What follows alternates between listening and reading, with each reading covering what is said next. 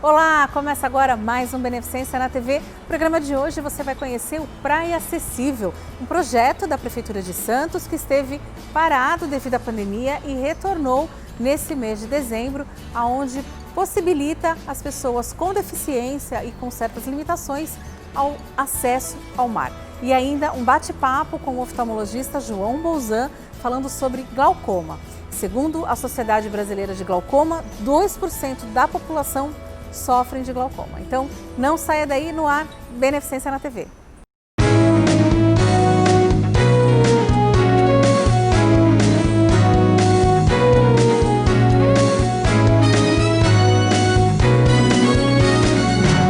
Beneficência na TV.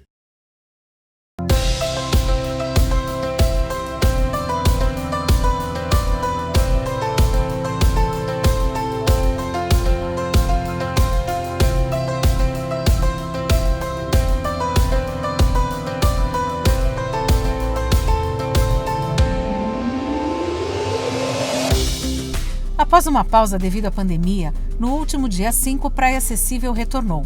Mesmo com o dia nublado e garoa fina, foi uma bela manhã de sábado, com atividades da virada inclusiva. Uma iniciativa da Secretaria do Estado dos Direitos da Pessoa com Deficiência e a Prefeitura Municipal de Santos, que tem como objetivo incentivar e promover a inclusão das pessoas com deficiência nas praias.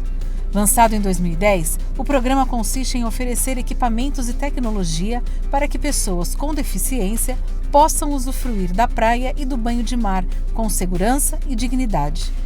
Dentre as atividades, um destaque para a Canoa Havaiana, a união de dois projetos, QA Lavar e Empresto Minhas Pernas, para a realização de um sonho, tornar o mar acessível para todos, independente das limitações e deficiências. Nós estamos agora nessa parceria com o Empresto Minhas Pernas, que abriu o projeto Mar para Todos. Então a ideia é trazer pessoas que naturalmente não teriam condições de entrar numa canoa havaiana, seja porque sejam PC ou porque tem alguma deficiência física. Então nós nos unimos para poder apresentar para esse grupo de pessoas a possibilidade de ir para o mar. Então a gente está ainda estudando as formas de adaptação, por exemplo, do banco, do remo, para que todos tenham o direito. Já tivemos experiências com pessoas com deficiência visual, com pessoas amputadas, e tem sido muito bacana ver que para essas pessoas que querem, que estão dispostas a irem além, há a possibilidade sim de estar com a gente no mar, e é isso que a gente quer proporcionar para esse grupo. A inclusão se dá para todo aquele que eventualmente se sente excluído ou impossibilitado ou inabilitado para poder ser transformado através do esporte. Isso desde uma pessoa que tem depressão, uma deficiência física, uma dificuldade motora, até mulheres, por exemplo, recuperadas do câncer de mama. Então a gente começou um projeto lá que vai continuar aqui com mulheres recuperadas do câncer de mama. Estamos dando início aí, assim que a pandemia permitir, para pessoas da terceira idade ou da melhor idade, para crianças e adolescentes PC ou com autismo ou com síndrome de Down e outros grupos de pessoas que eventualmente não se proporiam a ir para o mar sem um cuidado especial. Então esses projetos, eles fazem parte do nosso trabalho. O QA Lavar é uma base de canoa havaiana que tem esse intuito de transformar vidas. Então não só para treino, nós treinamos equipes femininas, fazemos voltas, expedições, participamos de competição. Eu sou atleta de canoa havaiana, a Juliana que coordena comigo também é atleta de canoa havaiana, a gente participa de competições no Brasil, fora do Brasil. Então a gente quer trazer esse mundo do esporte para todas as pessoas, mostrando que o esporte pode sim trazer uma melhor condição de vida, tanto no âmbito físico, como espiritual e como emocional também. Então, logo que a pandemia permitir, esses projetos vão ser definitivamente estabelecidos, mas agora com o Empresto Minhas Pernas a gente deu esse start para esse grupo também. Estar no mar, sentir o vento, a sensação de liberdade e mais um desafio vencido. Se autossuperar a cada dia. Assim foi para a jovem Duda Mota, que estreou na canoa havaiana. Foi ótima. Lá dentro a gente sente uma emoção assim de caramba, eu cheguei até aqui, né?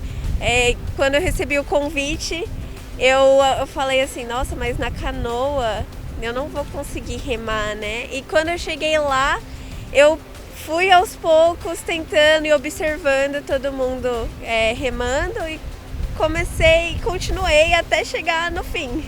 Em algum momento você sentiu medo, achou que eu não vou conseguir porque eu tenho minhas limitações? Ou você encarou e falou, vamos com tudo? A gente sempre acha isso, né? Tem esse conceito das pessoas sobre a gente e a gente sobre nós mesmos, né? Muitas vezes a gente se rotula em algumas coisas. E quando as pessoas convidam para participar de coisas novas, assim como foi a minha experiência hoje na Canoa Havaiana, eu vi que é possível, né? A gente se supera. E isso é muito lindo de ver, assim. É uma emoção, uma experiência para sempre, para guardar para sempre.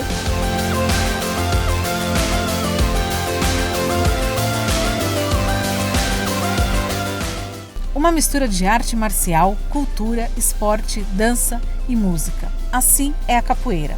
São inúmeros benefícios para a saúde física e mental, que possibilita o exercício da memória, como explica a praticante de capoeira, Roseli Fontes. Você começa a trabalhar, como a gente tem perda de memória, que a síndrome te dá isso, e você tem perda de memória. Então ela te obriga a gravar os golpes, a sequência dos golpes que a gente tem que dar. Então ela vai forçando a memória para você poder, o dia a dia, né?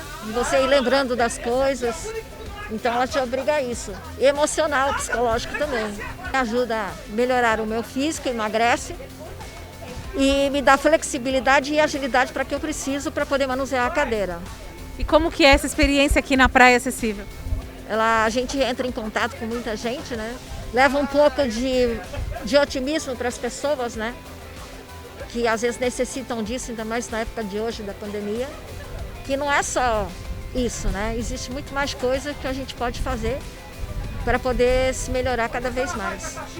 Outra característica importante da capoeira é a música, sempre tocada por membros da roda que se revezam e é acompanhada de uma regra fundamental. Os membros da roda sempre precisam responder ao canto, também chamado de ladainha. Assim é a capoeira do Mestre Márcio.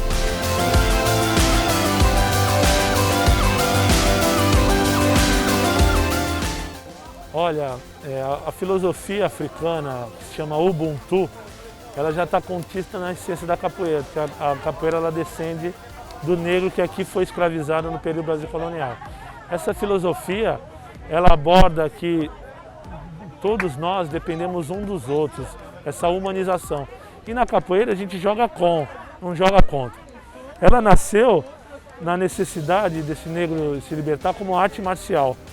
Aos poucos ela se transformou em um processo de pluralidade cultural, como manifestação cultural popular, na época da pós-abolição dos escravos, em meados de 32 esporte. Então, pegando esse gancho dessa transformação, aqui em Santos a gente entendeu que a capoeira sempre foi muito rica. Os grandes mestres, como Mestre Sombra, Mestre Curisco, trouxeram a capoeira na década de 60, mas sempre foi uma capoeira mais voltada para a pessoa que tinha uma aptidão física. Né? A pessoa que procurava a capoeira tinha facilidade de flexibilidade e força. E a gente via, às vezes, as pessoas com deficiência, às vezes à margem da sociedade, em várias nuances. Na capoeira eu conheci um trabalho do Mestre Sombrinha no Guarujá, mas talvez a gente, com a inserção da faculdade, dos conceitos que a Faculdade de Educação Física nos dá, a gente criou uma metodologia própria para pessoa com deficiência visual, outra para deficiência auditiva, física, intelectual, múltipla. E a gente percebeu que quase 30% da população mundial tem deficiência. Então a capoeira começou a beneficiar essa grande parcela, tanto na sua reorganização neurológica, na sua autoestima e o principal, né? A pessoa se sentir pertencente a um grupo, a uma sociedade. E essa pessoa com deficiência, ela já foi excluída, ela já foi segregada, participou do processo de integração e hoje a inclusão é um processo irreversível. E a capoeira sempre poderia ser uma ferramenta de cidadania. Agora, mestre, a capoeira, a gente pode dizer que ela é uma mistura de dança com artes marciais, com atividade física, né? Ela é uma mistura de tudo. Com certeza, porque ela possibilita o acesso a qualquer tipo de pessoa. A pessoa que quer vir praticar capoeira com a ideia da qualidade de vida, poxa, eu quero capoeira para uma ginástica, para o emagrecimento, para a hipertrofia. Sim, porque ela trabalha todos os grupamentos musculares e no seu sistema energético ela trabalha o sistema aeróbio, mas também alguns picos anaeróbios, da potência, da força, da explosão. Muitas pessoas procuram a capoeira também para terapia e relaxamento. O som do berimbau que você ouviu é um som relaxante. Ele parece o balanço do mar. Exato, né? dos nossos ancestrais do navio negreiro. Ele é como se fosse um mantra, ele é repetitivo. E aí você vai relaxando, né? Tudo isso a gente está trazendo um embasamento científico, Cris. Porque hoje, atuando em 3 universidades aqui da região, a gente está realizando algumas pesquisas e algumas extensões comunitárias que a gente vem atendendo vários segmentos.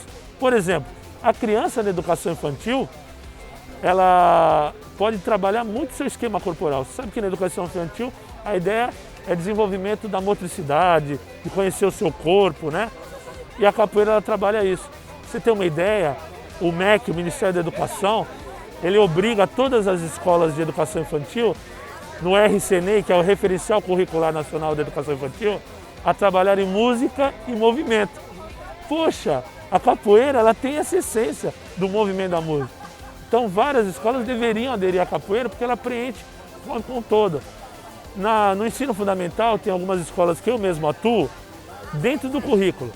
Nós temos a Lei 10.639 que obriga as escolas a terem o ensino afro-brasileiro como conteúdo. E a gente conseguiu inserir cultura afro-brasileira dentro do currículo de artes e educação física. E a capoeira está se desenvolvendo como uma interdisciplinaridade, Cris. A minha tese de mestrado em educação foi a capoeira como uma ferramenta interdisciplinar no ensino fundamental. Eu estudei 150 crianças do 4º e do 5º ano. Melhorou o ensino de história, de geografia, de língua portuguesa. Porque a capoeira, ela sai da sala de aula, que a criança fica 4 horas e meia, e vai para uma quadra, uma sala de música. As músicas ressaltam a história do Brasil, as brincadeiras, os movimentos relembram todas essas fases. E a criança aprende brincando, com o sinestésico. Você falou que pode ser criança, pode ser idoso, e aqui a gente teve a oportunidade de ver cadeirantes, deficientes visuais, pessoas com limitação com prótese, pessoas com paralisia cerebral, ou seja, não existe limitação para a capoeira. Todo mundo pode fazer, basta querer fazer a capoeira, é isso, né? É isso aí. A capoeira é para todos. E a gente entende que, reunindo todo o saber cultural dessa rica cultura que a capoeira tem, juntamente com o saber acadêmico, científico, a gente consegue fazer coisas extraordinárias. A gente tem uma base de trabalho que são as inteligências múltiplas psicomotoras. O neurologista inglês Howard Gardner descobriu que o ser humano tem mais ou menos cerca de 9 a 11 inteligências. Inteligência corporal, espacial, parapsíquica, musical, intrapessoal, interpessoal, lógico-matemática, contextual, linguística, entre outras. Então a capoeira ela trabalha todas essas vertentes. Que de repente a pessoa não tem muita habilidade motora, mas de repente tem uma flexibilidade. Mas de repente não tem, mas tem força, ou tem equilíbrio. Ou ela de repente não tem valência física, mas ela tem a musical, toque do berimbau, pode tocar pandeiro, atabaque, ou ela pode cantar, ou ela pode ser muito boa na parte de história. Então ela vai dando possibilidades para agregar todo mundo e contribuir não só com a sua formação corporal, mas na sua formação cognitiva e o principal, do caráter, que ela resgata humildade, simplicidade e o amor que tanto faz falta hoje em dia. Gente, se você que está em casa tiver a oportunidade de vir participar, de ver como funciona o Praia Acessível, eu acho que você vai sair daqui reclamando um pouquinho menos das coisas que estão acontecendo. Mestre, eu queria agradecer, mas eu queria que você deixasse uma mensagem, então, para esse ano que se inicia, para todas as pessoas que estão em casa, que a gente ainda está vivendo essa pandemia. Olha, Cris, eu quero te agradecer você que está em casa. Lembre-se que a gratidão nos aproxima de Deus ou de uma energia superior que cada um acredita. Vamos ser mais gratos a cada um de nós e às experiências que a gente tem na vida. É fundamental que a gente sempre revigore o legado que nossos ancestrais, nossos pais deixaram, para que essa nova juventude, todas as pessoas se unam mesmo à distância hoje em dia, mas em prol de um paraíso terrestre. Que a gente viva com honestidade, humildade, simplicidade e principalmente amor.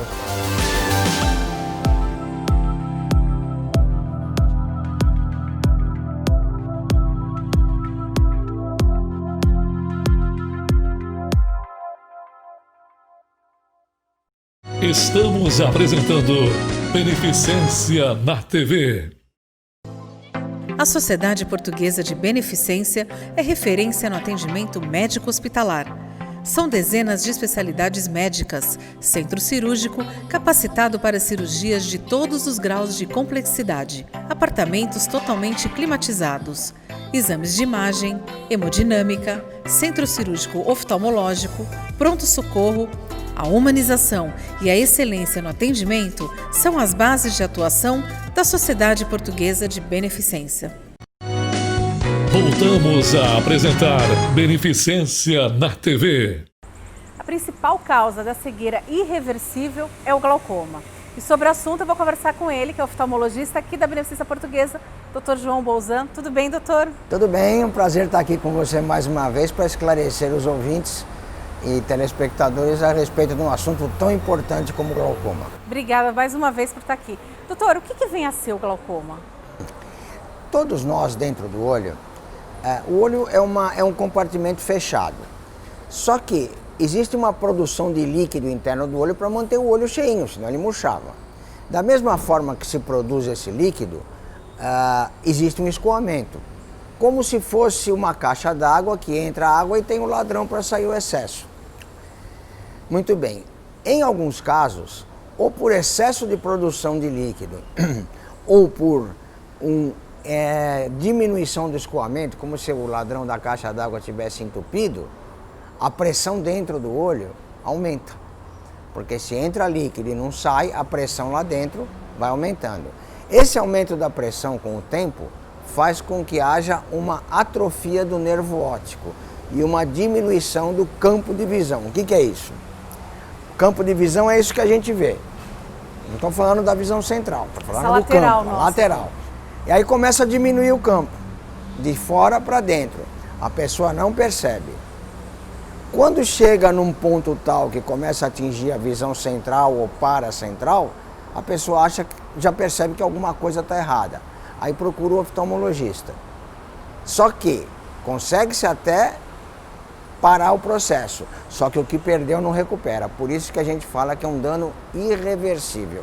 E se for muito extenso, aí pode levar a cegueira mesmo. Portanto, o ideal é que se identifique a pressão ocular aumentada antes de causar dano ao nervo óptico. A maioria dos casos, dos glaucomas, a pressão ocular aumentada, ela não dá dor, não dá lacrimejamento, não dá sintoma nenhum. Por quê? Porque é um processo muito gradual, muito lento. Então a única forma de diagnosticar o glaucoma crônico, que é aqueles glaucomas mais comuns, é identificar a pressão através de uma consulta. Portanto, uma consulta pelo menos anual é fundamental com o oftalmologista para que ele identifique essa pressão ocular aumentada antes de acontecer o glaucoma. Ou seja, a pessoa não tem nenhuma dificuldade na visão, de ir para perto, para longe, apenas o campo visual, que é essa lateral, quando a gente percebe que alguém está passando pela gente aqui do lado, e a pressão ocular. Essa pressão ocular nada tem a ver com a pressão arterial da pessoa. Não, essa pressão ocular é uma pressão do líquido do olho, não é de sangue. Não tem nada a ver com outra pressão. Existem outros tipos de glaucoma. Por exemplo, o glaucoma secundário a uma diabetes grave, o glaucoma secundário a um traumatismo e o glaucoma de ângulo fechado, que é aquele que a pressão sobe de repente muito. Aí é uma dor horrível, mas não são os tipos mais comuns de glaucoma. O mais comum é a pessoa não sentir nada. Algum fator de risco, doutor? Alguma coisa que causa isso? Genético. Existem, por exemplo, não há um indício de que vai passar de pai para filho, mas numa mesma família encontram-se vários casos de glaucoma. Isso existe, realmente. Existe uma faixa etária em que pode aparecer o glaucoma ou em qualquer idade? Em qualquer idade pode aparecer. Ele é mais comum, existe até glaucoma congênito. A criança nasce com glaucoma, são os mais graves. Porque tem que fazer o tratamento clínico nesses casos, não surte efeito. A cirurgia tem que ser praticamente imediata, quanto antes melhor, porque o dano ao nervo é muito grande. Tratamento, a pessoa já, a partir do momento que ela já está com essa pressão alta, né, essa pressão ocular alta, já é diagnosticado um glaucoma ou é um indício de glaucoma? Então, vamos supor, a pessoa vai ao oftalmologista. O que é pressão alta? É muito relativo isso. Por exemplo, a gente sabe que a maior parte das pessoas tem a pressão entre 10 e 20 milímetros de mercúrio, nessa faixa. Uma pessoa com 20 milímetros de mercúrio é alta? Depende. Depende da resistência do nervo àquela pessoa. Então vamos supor, o médico faz um exame naquela pessoa, identifica uma pressão ocular suspeita. Tem que fazer uma série de exames, sejam exames de campo visual, exames do nervo óptico, para se avaliar se aquela pressão está fazendo mal ao nervo dele ou não. Se não estiver, não se trata, aguarda-se e a pessoa dali a 6 meses volta para avaliar.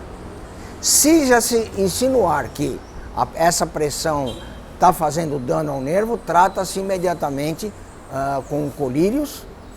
Se não tiver efeito, com laser, se não tiver efeito, com cirurgia. A pessoa não tratando, aí pode levar uma cegueira que é irreversível. Sim, porque o nervo vai afetando, e é como eu disse, o campo visual vai estreitando, até chegar uma hora que fecha tudo. E aí é irreversível, porque não há recuperação do nervo. É diferente de uma cirurgia de catarata, que a pessoa vai diminuindo a visão, mas opera, remove a catarata, coloca um cristalino, que é a lente intraocular, a visão volta. Problemas na retina e problemas no nervo óptico são irreversíveis. E isso, o glaucoma atinge mais ou menos de 1 a 2% da população, é muita gente, por ser uma doença irreversível. Doutor, inclusive o senhor falou de cirurgia, a Beneficência realiza aqui as cirurgias de catarata e de glaucoma, até pelo SUS, né, dentro de um projeto chamado Meta 30, que é uma lei de autoria do nosso presidente e vereador Ademir Pestana, e já nesse mês de dezembro também já vai acontecer as cirurgias. Como que é feita essa cirurgia, doutor? O que na verdade é feito? A catarata a gente sabe que retira, coloca uma lente, mas no caso do glaucoma, como que é feito? Então, isso foi uma ideia do Ademir Pestana que eu achei muito boa, porque as cirurgias de catarata até a gente já fazia antes, né? Mas de glaucoma são cirurgias muito específicas. Então uma pessoa com glaucoma que necessite de uma cirurgia aqui na Baixada, tinha que ir para São Paulo, e mesmo em São Paulo é difícil fazer via SUS, é complicado, e o tempo vai passando e a visão vai indo embora. Então, através da Beneficência Portuguesa, em parceria conosco aqui da Clínica Bolzan, nós conseguimos viabilizar algumas cirurgias mês de glaucoma, encaminhados pela Prefeitura, aqueles casos triados que não obtiveram sucesso no tratamento clínico e foram indicadas as cirurgias. Como é que é feito isso? Basicamente, é feita uma incisão no globo ocular, onde aquela drenagem do olho que vamos chamar assim, entupida, é feito um canal de drenagem para que o excesso de líquido saia do olho e não aumente a pressão. É colocado depois um produto que chama-se mitomicina, é um produto que ele vai impedir a cicatrização total, porque se houver uma cicatrização total, aquele buraquinho que você abriu vai fechar e a pressão vai subir de novo. Então é feito uma espécie de uma drenagem mesmo e protegida com a conjuntiva, que é a pelinha do olho, para que o excesso de líquido interno possa fluir normalmente. E a recuperação, doutor, o tratamento pós-cirúrgico, a pessoa basicamente... há necessidade de ficar internada também? Não, a cirurgia é feita sob anestesia local, só com colírio, da mesma forma que a catarata. É uma cirurgia um pouco mais delicada e mais prolongada. Por exemplo, a catarata é uma cirurgia de 15, 20 minutos, não chega a meia hora. Essa vai demorar um pouco mais. Mas também acabou a cirurgia, a pessoa vai para a sua residência e é só usar os colírios e tomar os cuidados de sempre. E isso quando acontece, ele acontece nas duas vistas ao mesmo tempo ou é uma só? Dificilmente você vai ter uma pessoa com glaucoma de ângulo aberto, que é o mais comum, só num olho. A não ser que sejam aqueles casos que tem uma doença naquele olho e o glaucoma veio secundário a essa doença. Por exemplo, uma uveíte, um diabetes, aí pode aparecer no olho só. Mas normalmente quando é um glaucoma o mais comum, que é esse que a gente quer identificar com o mais precoce possível, tem nos dois olhos. Não necessariamente na mesma proporção, ou seja, pode estar mais avançado de um lado que de outro, mas normalmente tem nos dois. Quanto tempo, doutor, do início do tratamento até chegar na cirurgia? Para saber, olha, não deu certo com laser, não deu certo com o colírio, vamos partir para a cirurgia. Quanto tempo leva? É pouco tempo, porque, por exemplo, identificou-se o glaucoma. A pessoa tem pressão alta e já tem o início de glaucoma. Entra-se com um determinado tipo de colírio. A pressão não baixou. Porque o único controle que a gente tem sobre o glaucoma é baixar a pressão. A gente não tem como intervir no nervo óptico, não tem outra maneira, é só baixando a pressão. Aí você muda o colírio, acrescenta colírios, tem vários tipos de colírio. Espera aí, vai, 1 mês, 2 meses, não baixou. Em alguns casos está indicado laser, em outros não, porque não é todos os casos de glaucoma que podem ser tratados com laser. Faz o laser, não baixou. Aí tem que partir para a cirurgia logo, porque cada dia que passa com a pressão ocular aumentada é um pouquinho de visão que vai embora e não volta mais. Tá certo. Doutor, muito obrigada mais uma vez, é sempre um prazer, muito gostosas as nossas conversas. E já que a gente já está aqui entrando praticamente quase em 2021, queria que o senhor deixasse então um recado aí para todas as pessoas agora para um 2021 melhor, né? É o que a gente espera, né? O meu recado, o meu pedido é que as pessoas, além de tudo que a gente falou da prevenção, colaborem mais em relação à prevenção da Covid. O número de internações está aumentando, falam em segunda onda, na minha opinião não é uma segunda onda, a primeira nem acabou. E por falta de colaboração das pessoas no sentido de prevenir-se através de lavar as mãos, através de principalmente o uso da máscara. Eu desejo um feliz Natal e um ano novo, que a gente possa vir a vacina e possa superar mais essa dificuldade, contando com a colaboração de todos nós.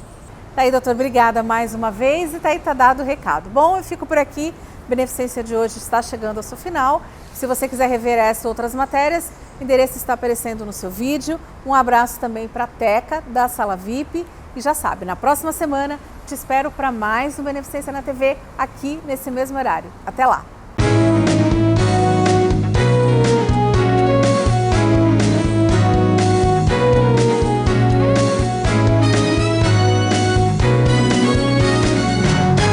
Beneficência na TV.